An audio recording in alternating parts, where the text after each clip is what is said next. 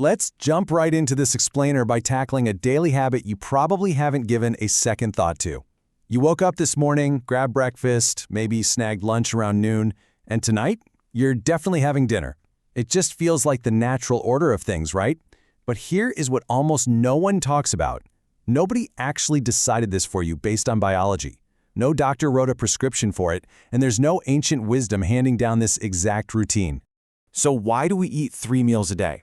It's actually a completely manufactured story, and we're going to unravel it layer by layer, because 3 meals a day is absolutely not a law of nature. It's an invention.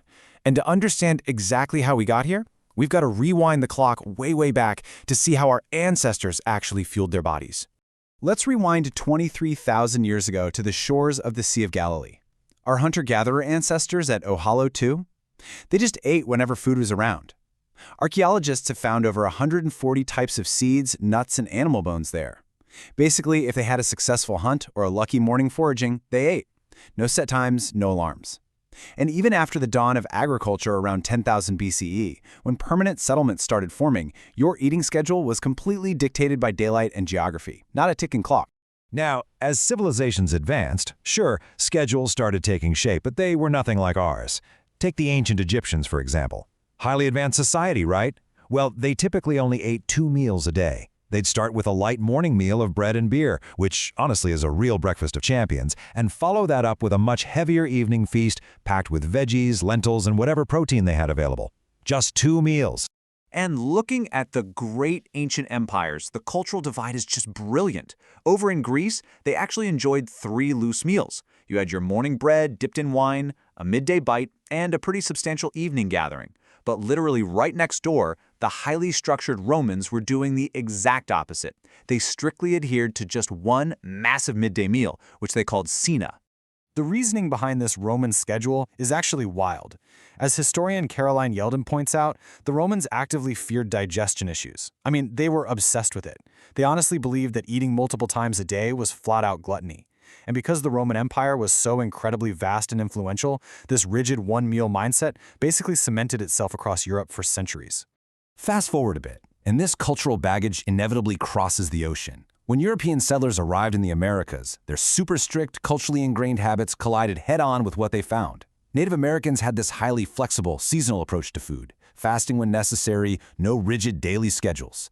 But the Europeans, totally locked into their own cultural norms, unfairly slapped the label of uncivilized onto this incredibly adaptable way of eating. As author Abigail Carroll notes, settlers watched indigenous people eat in ways that just seemed completely chaotic to them. But that cultural bias was incredibly powerful.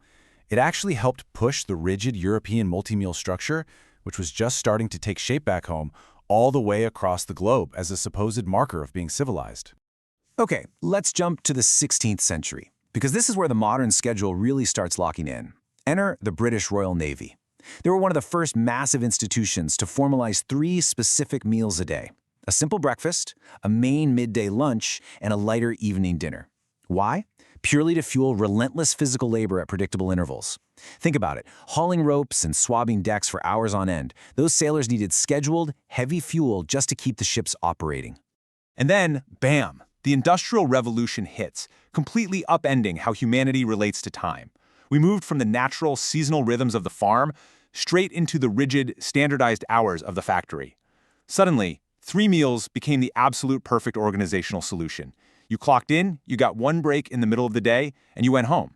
The 3-meal schedule just perfectly mapped onto this brand new industrial reality. This completely flipped the script on breakfast, by the way. Back in medieval Christian Europe, eating before morning mass was actually discouraged as a spiritual sin.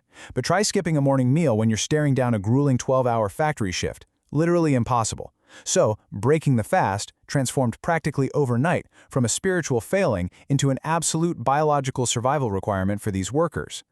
But it wasn't just breakfast that shifted around. Dinner did too. Before all this industrialization, your main meal was right at midday, when the natural sunlight was strongest. But because artificial lighting allowed these factories to keep grinding late into the afternoon and evening, that main midday meal gradually got pushed to the end of the day. So honestly, the next time you sit down for dinner at 7 p.m., you can pretty much thank a 19th century light bulb.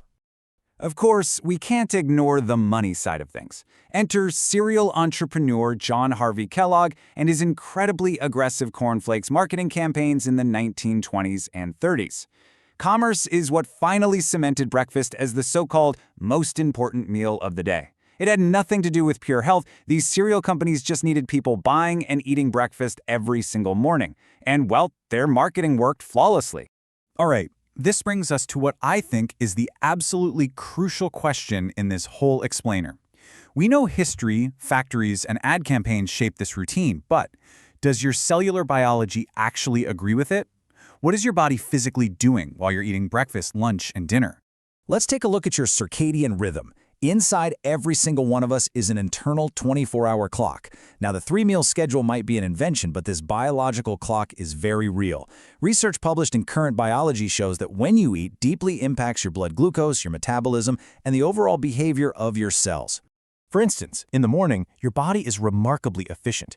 Your cortisol levels are rising and your insulin sensitivity is pretty much at its peak. So when you eat carbs and sugars early in the day, your body is totally primed to turn them into usable energy right away, rather than storing them as fat. Your biology honestly loves early fuel to build momentum for the day. But if you eat that exact same meal late at night, it triggers a whole cascade of negative biological effects. Your blood sugar spikes way higher, your sleep quality tanks, and your fat storage goes up. Why? Because your body just isn't metabolically prepared to process a massive influx of energy right as the sun goes down. Now, this part is absolutely fascinating. Scientists call it physiological food anticipation. Basically, your biology isn't passive. Your hunger hormones, like ghrelin and leptin, literally learn these invented factory schedules we've been talking about. They predict your daily routines and actually start preparing your body for food before you even take a single bite. You're getting hungry at noon, not necessarily because your body needs fuel right then, but because your body learned that noon is when you eat. So, what's the big takeaway here? Biology definitely doesn't demand 3 meals a day. The actual number of meals matters way less than making sure you consume most of your food during those metabolically prepared daylight hours. 2 meals, 3 meals, maybe even 4. They can all work perfectly with your system, just as long as you're aligning them with the sun and your active hours. But you know, biology is only half the story. Because if we don't strictly need exactly 3 meals, why on earth do we hold on to this structure so tightly? Well, ever since those hunter-gatherers back at Ohalo 2, shared meals have been our absolute best tool for building trust and signaling safety. Long before we had factory whistles or cereal commercials, sharing food was exactly how communities survived and bonded. And modern social psychology backs this up completely. Eating regularly with other people provides profound benefits. It leads to greater happiness, stronger social bonds, and a much deeper sense of belonging. Turns out, we crave connection just as much as we crave calories. So the 3-meal structure, regardless of where it came from, actually gives us 3 built-in opportunities every single day to do something deeply, fundamentally human: connect with each other. Ultimately, our modern schedule is just this incredible tapestry.